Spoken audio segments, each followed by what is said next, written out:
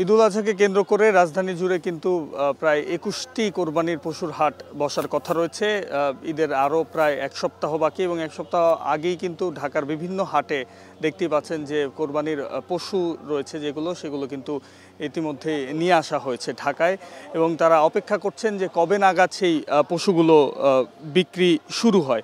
এখনও পর্যন্ত বিক্রি তেমন একটা শুরু না হলেও কিন্তু ব্যবসায়ীরা আশাবাদী যে বৃহস্পতি কিংবা শুক্রবারের মধ্যে কিন্তু হাট জমে উঠতে পারে।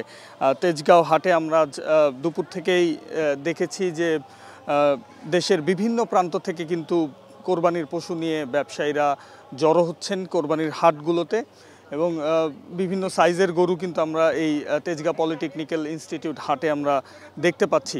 আর ব্যবসায়ীরা যেমনটি বলছেন যে তারা এবার এই ঈদে কম খরচে বেশি আনন্দ উপায়। এখন যে কোনো উপায় এজেন্ট থেকে ২৫,০০০ টাকা ক্যাশ আউটে ইনস্ট্যান্ট ২৫ টাকা ক্যাশব্যাক, যত খুশি ততবার।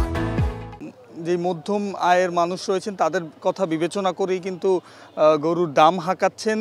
তবে তারা এটিও অভিযোগ করছেন যে গরুর খাদ্যের দাম অনেক বেশি এবং সে কারণেই কিন্তু এবার কিছুটা নাগালের বাইরে চলে যেতে পারে গরুর দাম, এমনটা বলছেন। এবং অন্যান্য যেই কোরবানির পশুগুলো রয়েছে সেগুলো কিন্তু এখনও তেমন একটা দেখা যায়নি হাটগুলোতে।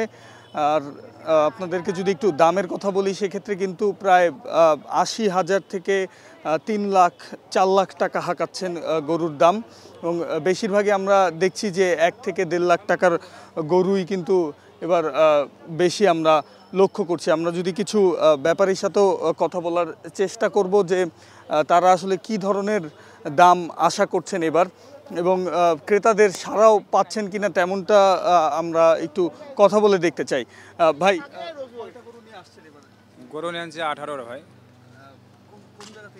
এই ঈদে কম খরচে বেশি আনন্দ উপায়। এখন যে কোনো উপায় এজেন্ট থেকে ২৫,০০০ টাকা ক্যাশ আউটে ইনস্ট্যান্ট ২৫ টাকা ক্যাশব্যাক, যত খুশি ততবার। কুষ্টিয়া। জি। আশা করছেন কি দাম কেমন হতে পারে? আশা করছে দাম একটু ভালো পাবো এই জন্য আশা করি। কোন কোন বাজেটের গরু আপনার কাছে আছে, মানে দামটা কেমন? ২০০ আছে, ১৫০ আছে, ১৮০ আছে, মানে যে কোয়ালিটি নেবে ১০০ নিচে আছে, যে কোয়ালিটি নেবে সে কোয়ালিটি পাবে। এবার তো গরুর খাদ্যের দাম বেশি কিনা? জি, খাদ্যের দাম বেশি। ৫০ টাকা কেজি পালিশ, ৫০ টাকা কেজি চেলটি, বিচেলি ৫০০ টাকা পুন কিনে খাওয়াইছি। যেমনটি শুনছিলেন যে তার কাছে কিন্তু ১.৫ লাখ এবং ১ লাখের নিচেও কোরবানির পশু কিন্তু ক্রেতারা কিনতে পারছেন।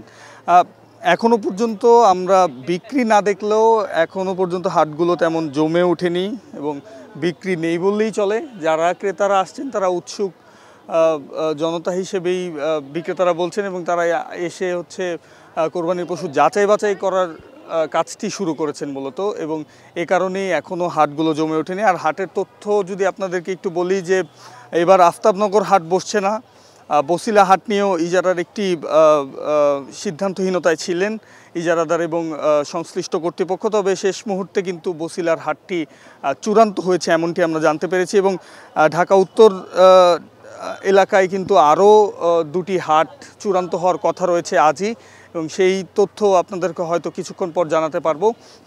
এছাড়া মোট ২১টি হাট, ২টি স্থায়ী হাট সহ ঢাকায় ২১টি হাট বসার কথা রয়েছে এবং এই ২১টি হাটে পশুর যে যোগান রয়েছে সেটি কিন্তু আমরা বলতে পারি চাহিদার তুলনায় যথেষ্ট রয়েছে এমনটি বলছেন এবং ক্রেতারা যেটি বলছেন যে শেষ মুহূর্তে হয়তো তারা তাদের নাগালে দামটি পেতে পারেন। আমরা আরেকজন বিক্রেতার সাথে যদি একটু কথা বলার চেষ্টা করি।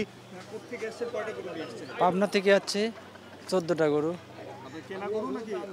কেনা আছে, পালের আছে। আচ্ছা, এবার কেমন দাম আশা করছেন? এবার দাম এখন আশা তো করি একটু ভালোই যাওয়ার কথা, এখন কি হবে বলতে পারি না এটা তো আর। আচ্ছা, কি কি দামের গরু আপনার কাছে আছে? ৩ লাখ, ৩.৫ লাখ, ২.৫ লাখ, ২ লাখ, ১.৫ লাখ, ১.৫ লাখ এরকম। ক্রেতারা আসছে কিনা হাটে এখন পর্যন্ত? হ্যাঁ, ক্রেতারা হাঁটছে, দেখতেছে এখনো দাম দর করতেছে। তো যেমনটি শুনছিলেন যে ধীরে ধীরে কিন্তু ক্রেতারা আসতে শুরু করেছেন এবং তারা দাম যাচাই করা শুরু করেছেন। হয়তো বৃহস্পতি, শুক্রবার এবং শনিবার এই হাটটি জমে উঠতে পারে ঈদের যেহেতু আরও এক সপ্তাহ বাকি। তো এই ছিল আমার কাছে কোরবানির পশুর হাট থেকে সর্বশেষ।